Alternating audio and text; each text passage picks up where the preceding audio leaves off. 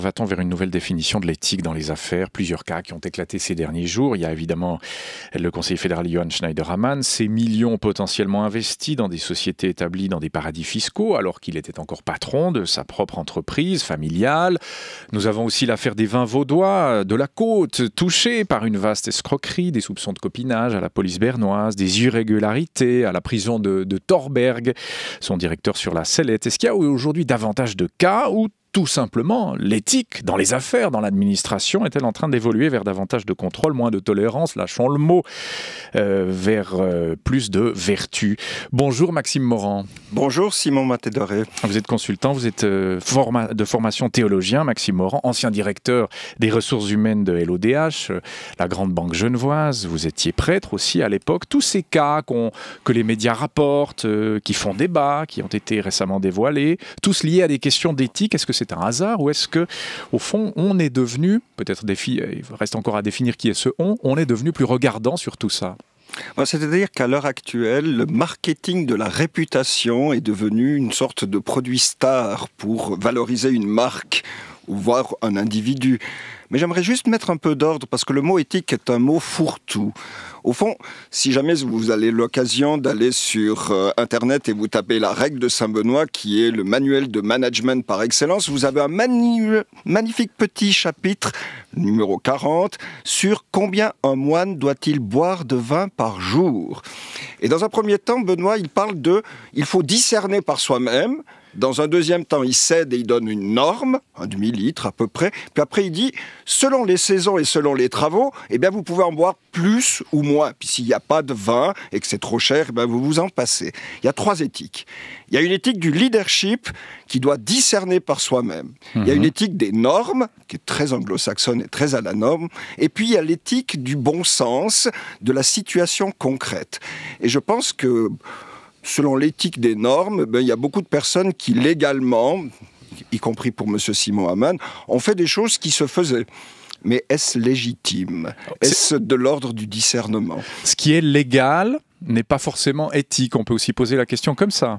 Oui, on peut poser aussi la question comme ceci, à ceci près que quelqu'un qui prétend exercer une autorité, un pouvoir, ne devrait pas pouvoir bénéficier de privilèges ou, entre guillemets, d'astuces. Alors, vous avez parlé des 3 types d'éthique, vous êtes référé à la règle de Saint-Benoît, Maxime Morand. Donc, en gros, on a la loi, on a le jugement personnel lié à la conscience, le comportement qu'on a face à une certaine situation. Oui. Ces 3 types d'éthique ainsi résumés. Si on revient à M. Johan Schneiderman, il n'aurait pas respecté lesquels de ces 3? Je pense qu'en étant un homme politique, il devrait faire attention à la première, donc l'éthique du leadership, et d'avoir un vrai discernement sur ce qu'il faut faire ou pas. Puis l'éthique de la situation, si on veut un parcours politique impeccable, c'est juste de devenir exemplaire.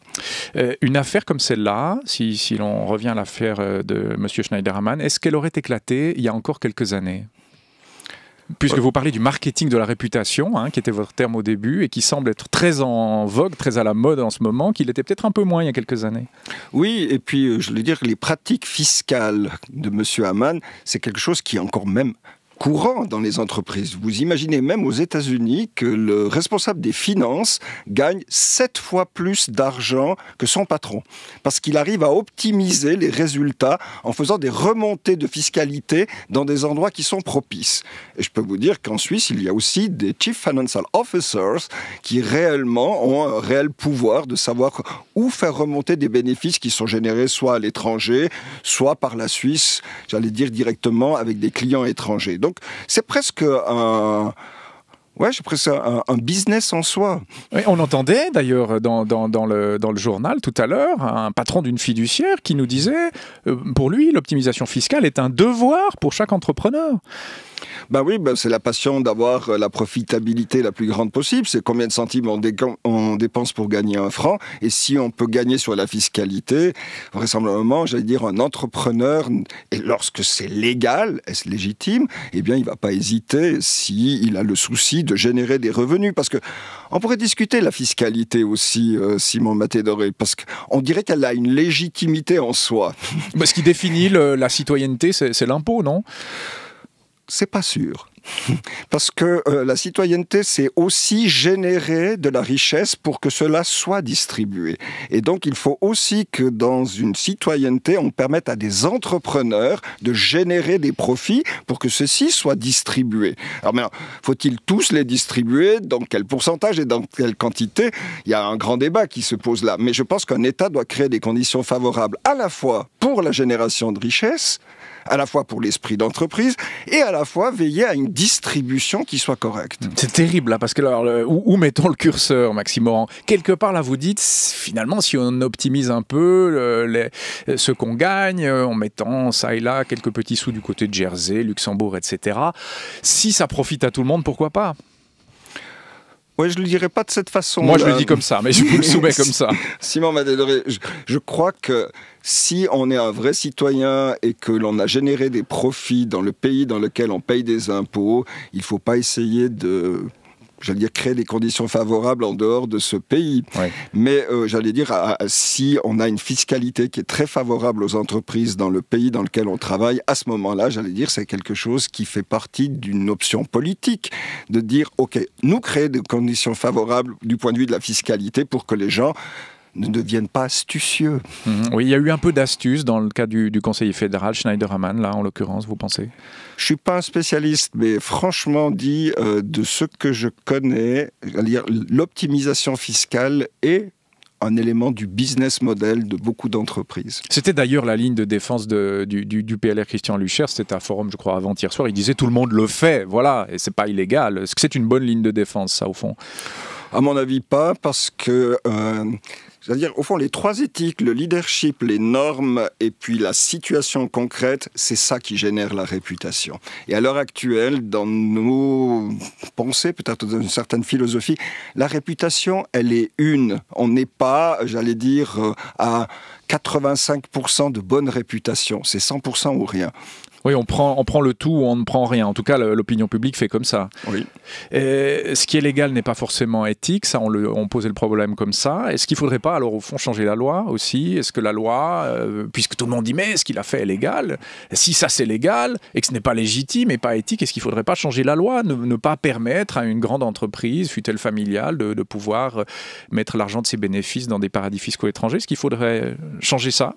Ben moi, je ne suis pas quelqu'un qui voudrait tout donner à la loi pour régir les aspects de l'éthique. Je pense que c'est un faux chemin.